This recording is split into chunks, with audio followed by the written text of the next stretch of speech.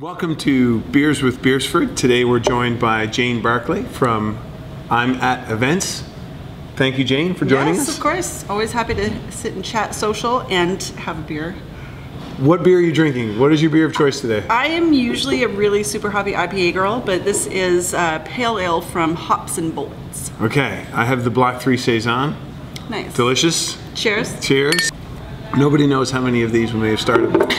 So, you've made a career out of social media at events. Did you start out in events and move to social media? Did you start out in social media and move to events? So I actually started out really with personal branding, is where I first sort of caught the social media bug. Mm-hmm. I was really just amazed by all of these different online spaces. I went out and I was on absolutely every single platform just trying to figure out, what is this? How can we use it? I'm obsessed with words and communication, so it was a really great space to just learn about different people and how different communities sort of function. And from that, people became interested in what I was doing. They seemed to like what I was kind of creating and building. So that led me to my first client relationship, which was with an event producer. So that was how I segued into events and saw a huge need. Events were not being served in terms of social media, so I just saw an amazing opportunity to do something really cool in that space. And so your brand before was just being an expert in social media in part, right? You were probably an early adopter? No, actually. At first, it was really just exploring my voice, so sharing personal stories, tips, things that I found interesting. I really built it from a personal space, and my brand is still very frank and open and personal as well, in addition to now the work that I have been doing over the past many years in social media. Okay, so you were in before almost anyone, and you've got a strong brand online. You hear it all the time. What do you love about social media? What do you hate about social media? Sure. Well, I love a lot of things about social media. The ability to connect with people, for me, is it's tremendous. And I see it absolutely every single day, how that impacts people's lives, how it can bring beautiful things into the world. I tell the story all the time, but I actually met my now husband in high school, and we didn't date. We weren't high school sweethearts. He, and I went off in life, as you tend to do after high school. Social media didn't exist then, but eventually we connected through Facebook, and he was doing a bike trip across Canada and just shot me a message on Facebook and said, hey, do you want to get together when I come back? And we did, and as a result of Facebook, we now have 2 daughters. So there are 2 people who exist in this world, at least 2, that exist because of social media, and to me that's amazing, that's profound. So we have just a beautiful ability to impact the world in ways that a lot of us, I think, don't even realize through that connectivity. That's amazing. Yeah. Of course your children were born out of social media. Like, of course. It's a great story to be able to tell, so I love that I get to tell that story. Yeah. I don't know what the appropriate emoji is for that. I know. Yeah. So what do you not like about social media? And especially now, because it's becoming ubiquitous. Yes. And so all of a sudden, before it was probably people with the best of intentions getting on there at first, and now it's so ubiquitous that the general public, it's just a part of our lives. Like, it's just everything. So for sure. Is there any trends you're finding or pieces of it that you're less excited about?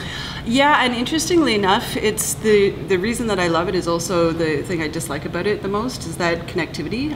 Because now we all have that ability to be connected.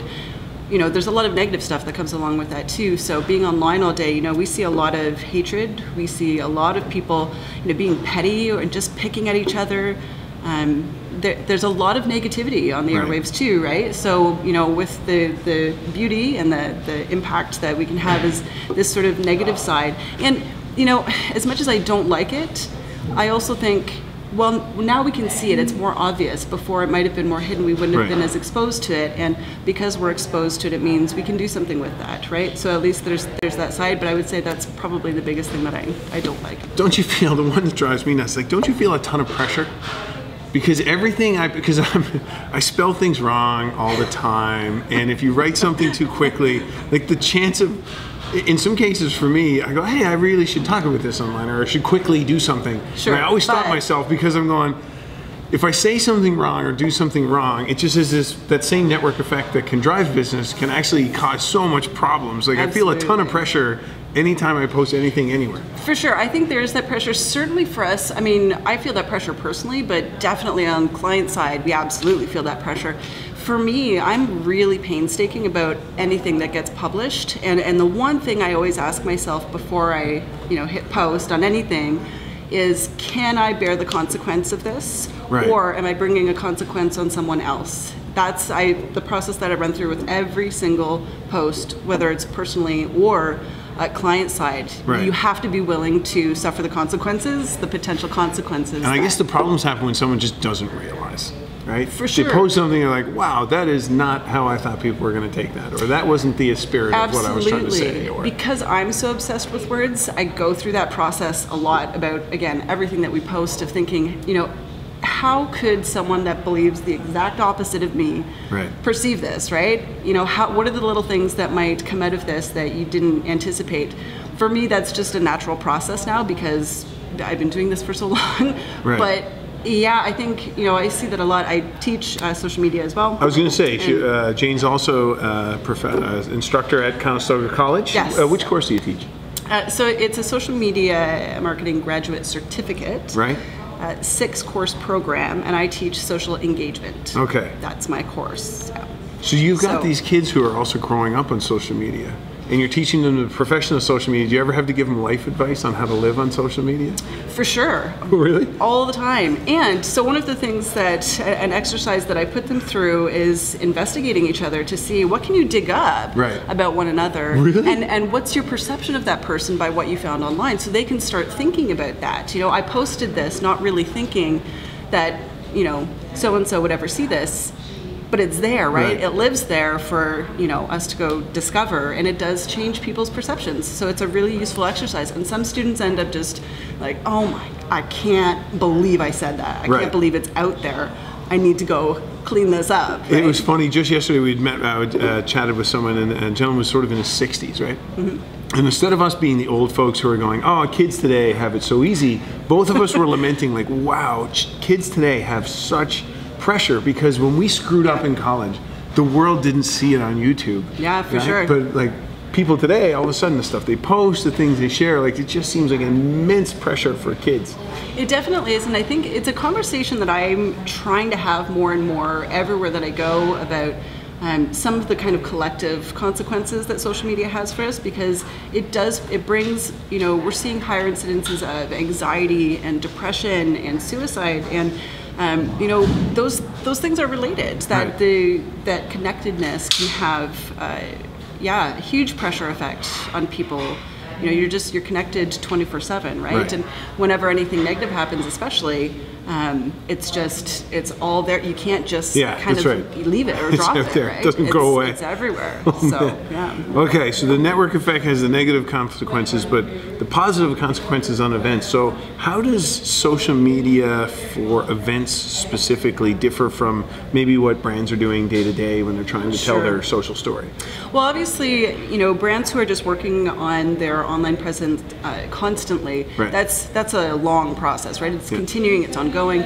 Events are, a very different beast, because there's a rhythm, there's a cadence, and you have to figure out what that is to time things properly. But you're usually working in a really condensed time frame, and with an insane number of things coming at you constantly.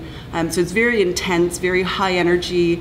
And it goes by really quickly, and that's just, it's a very different kind of feeling than that ongoing work where you're just steadily improving, working on your brand. So there's the social media that happens day of event, during the event, but then also I'm assuming people are hiring you to use social media to promote the festival or the show, or so you're going to have, that's part of the work too, right? Is promoting attendance. Is that?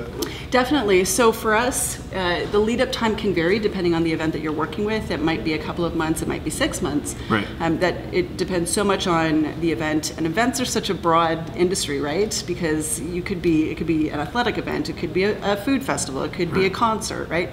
So there are any number of different types of events that kind of it really structures how you end up dealing with it. But absolutely, we're there in advance, running all of the channels, yes, but doing outreach as well to influencers to bring them into the fold, to make sure that they're excited, that they're talking about it, that they're going to be there, that we're rewarding them for being loyal to that event. So there are a lot of things that are happening behind the scenes. We do some PR work. We're not a PR firm, but there are certainly some things that we do that are PR for those events. Well, and I think the lines there are blurred, right? PR was traditional media, right? So PR was, let me get access to someone who has a voice through the radio or a voice through television, because that's the only way to get a message to hundreds of thousands of people. But with social media, it's completely, you can use social media as your media platform. It kind of replaces PR in some places. So for event influencers, what makes a good event influencer? I guess it would depend on the event, but is there any, is there advice? Is there any general best practices? Good influencers to us are influencers who are already there, right? Like with any event that we've worked with, there are already people that we can easily identify as being, good, strong people who love that event. There are people who want to be there in the first place. You don't want to go after someone who has a sphere of influence but isn't relevant, to the event, has never been to the event, would probably not go if you didn't invite them, right? So you want someone who's a really nice match, and then someone obviously who you can qualify in different ways. And that's one of the things that I think a lot of people don't take the time to do. They look at the numbers, but they don't think, okay, but are they really engaged? The people that follow them, are they really engaged with them, or are they just broadcasting out information, right? Yeah, we find that all the time too, right? Is that we spend half our time trying to convince people that the number of followers you have is not the only metric, right? No, it's like, is it an audience that is engaged? Is it on point? Is it the right group? So how are you finding these influencers then now? How do you go about finding them? So research, lots and lots of research. Okay, so what is research? So for us, it really means that you have to be in the online space and looking at what's happened historically, certainly, what's happening in the community, whether that community is an online community or a geographical community. You have to really be able to understand that. Certainly there are tools, obviously, that you can use to identify influencers. But yeah, for us, it really means that you have to dig in and get invested and do your research. So that's looking at the channels that already exist. It's looking at the community, looking at various groups within the community, and networking certainly, online and not, helps you to identify those people and to qualify them to a certain degree as well. Right. And is there an example of where influencers were really helpful for an event, or that you've got one where this worked out really well? Because a lot of folks, influencer marketing is certainly a hot topic right now, but a ton of people are still trying to figure out not just who should I find, but what am I going to ask them to do? Like, what is it that, how are they going to help? How do I partner with these people? I think there's so many different levels, right? And for us, one of the basic things that you can do when you've identified these influencers is say, let's just make sure they're happy with us, right? That they make... So they're already on brand, they're already going, they're already interested in the event, they're going to be there, So find those people first, because, and you can certainly do outreach beyond that, absolutely, but the people who have already supported you deserve to be thanked. They deserve to feel that you've acknowledged them, right? So those are the people that we'll always go to first. And this doesn't cost the client anything, just to be nice, right? No, absolutely. And just, having that connection, it's so funny, like people don't realize that the little subtle things, like, sending someone a quick message, people appreciate that you take the time to do that, right? It's often really in the little things. But you can certainly develop a perks system for those influencers. You can make sure that you give them exclusive access to something at the event, things that just make them feel great and want to talk about you and pump up what's going on and add to that excitement at your event. So there's simple things that you can do without going over the top at all. And I think just to sort of step back too, when brands or events are looking at influencers, you have to understand that there are different levels of influence, right? So for us, it's always sort of three broad categories. You've got, celebrities, famous people.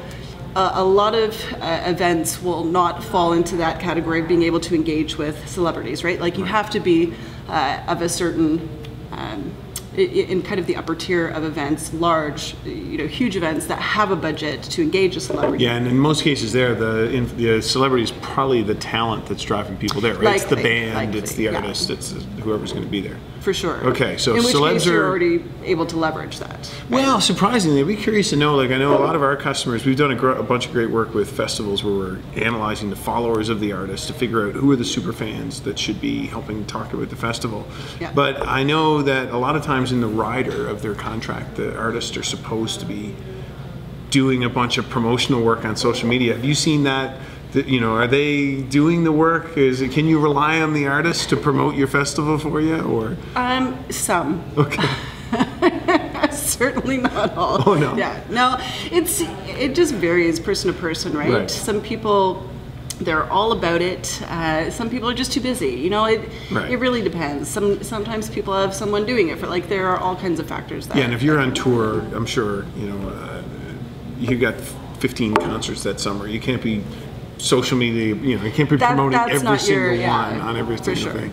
So there's celebrities. Then there are, general influencers who their following is a little bit smaller, but they still yield a lot of, potential to impact and to reach people. And then micro influencers, which has become so hot, certainly over the last little bit, and it just continues to grow.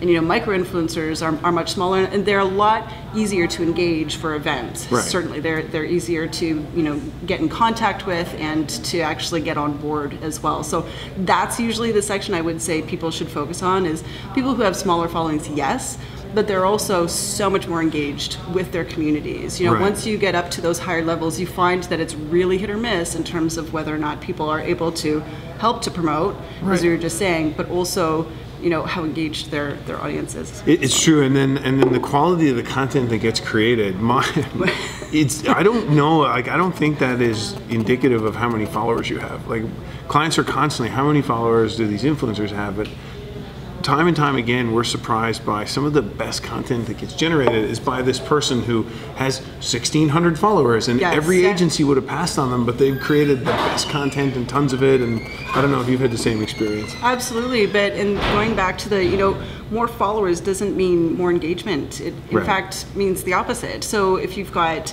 15 million followers, but like very few people are engaging with the content, whatever the content is, you have less followers, but there's a larger percentage of them engaging.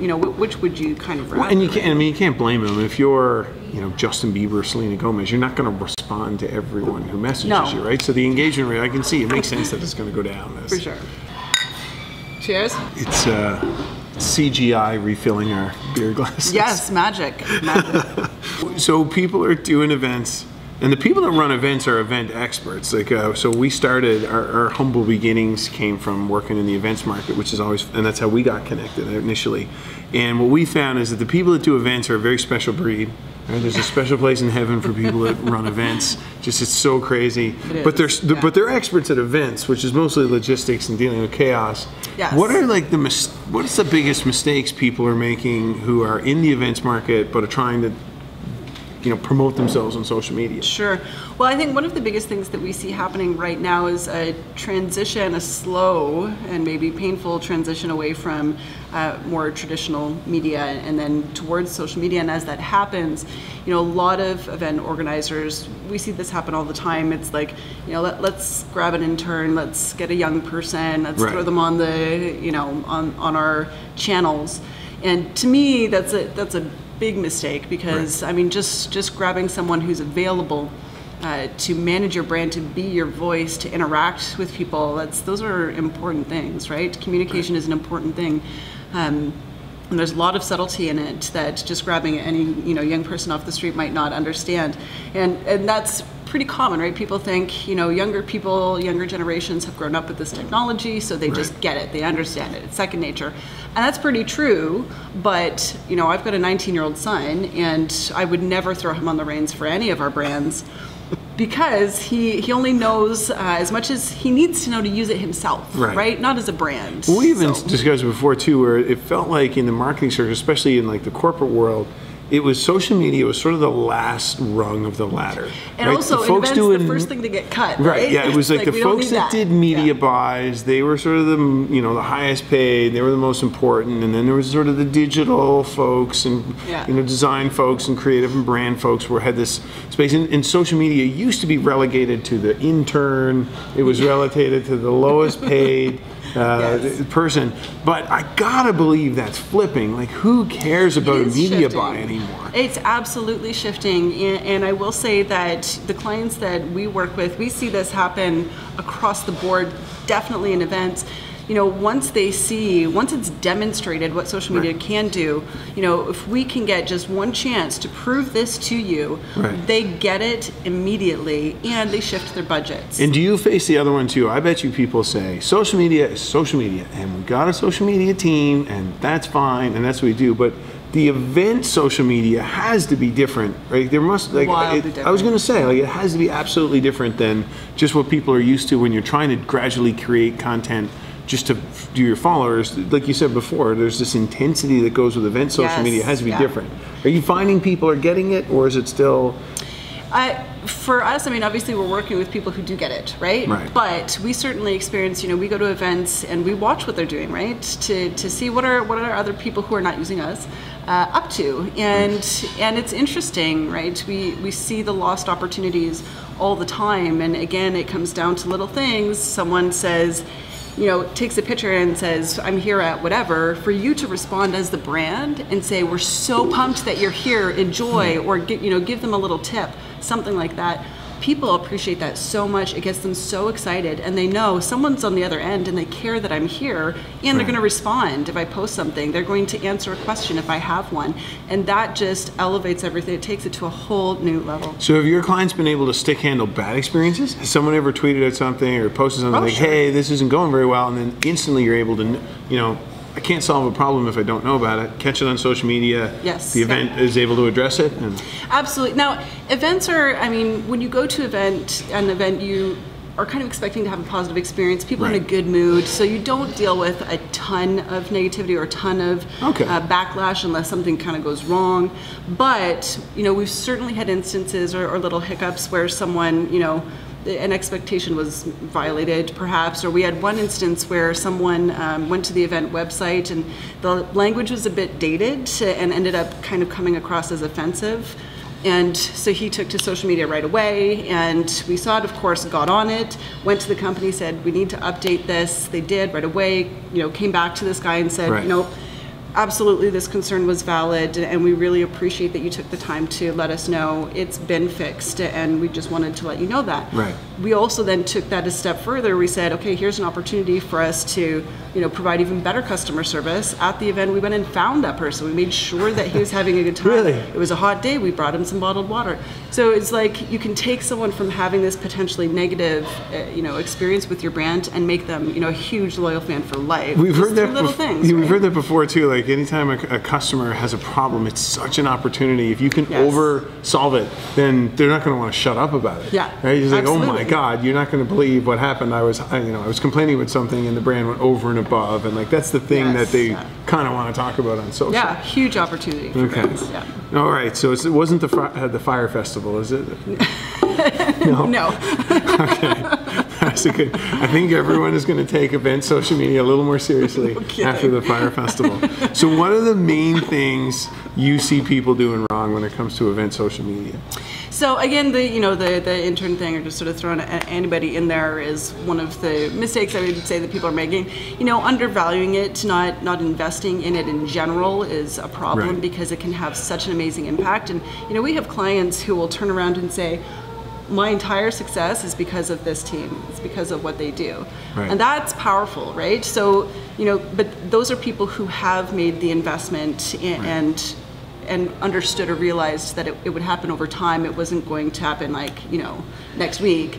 It was something that would unfold over time, and that investment, you know, always pays off. Absolutely. So, for sure. So, and for me too, it's just not realizing how much cool creative opportunity you have, right? Like to me, Live broadcasting. It's like everyone should be doing it. Everybody should be doing it. So everyone, you mean the event should be doing it, or they should be encouraging the fans to do it? Because this is a new one, right? Everyone's got that feature now, right? Everyone's getting the live broadcasting going. But even Facebook's brought it on, and Instagram now has it. Like, so are you encouraging people to broadcast live from the events? And, oh, for sure. Okay. 100%. It's so exciting, right? And I mean, it also lives as content then.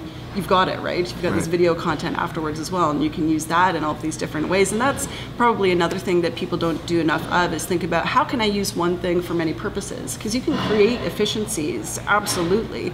But you do have to think about it and to be creative. And if you don't mind me asking, so what is some of the best practices for, you've got all this great content, what do you advise clients do with this content they've been able to generate? Is it to post on the site to promote next year, or how do you advise people? Absolutely. So, I mean, you can reintroduce content through Throwback Thursdays. That's a very, to me, Throwback Thursday is a little bit cliche. But through things like that, right? You can say, here's so-and-so at last year's performance, or if you're bringing an artist back, here he was at the concert last year. We're so excited to have him back. Things like that. So like content, a lot of content ends up being pretty evergreen. I mean, there's some things that won't, but it's all in the way that you kind of reintroduce it. Well, even as a person who goes to events or festivals or something, the experience I'm looking for is the fan experience. Yes, and so if all you have is the professional photographer's front row, unobstructed view of the stage, right? That kind of doesn't represent what it's like to go to this event and hang out. What's a bit more interesting is, live streams or videos of what it's like to be a fan at that event and see, oh yeah, it is awesome for these reasons, right? Yes, yeah, and then you're seeing the experience, through your own virtual eyes, right? It's like the fan experience is my experience. So for sure, that's what you want. Well, thank you so much for your time today. It was a pleasure to have beers with you. Yes, we should do it again sometime. I'm in. Okay. Until next time, thank you, Jane. And we'll see you again with more Beers with Beresford. Maybe some more after this one.